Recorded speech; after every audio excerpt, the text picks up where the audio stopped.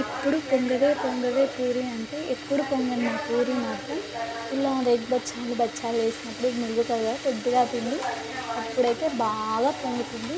ఎట్లా అంటే వద్దొద్దు అన్నా కూడా మంచిగా పొంగి మెత్తగా వస్తాయి పూరీలు. నాకైతే చూడండి ఈరోజు ఎందుకు స్పెషల్, నా యానివర్సరీ సందర్భంగా మేమైతే కుడుములు అయితే చేసుకుంటున్నాం.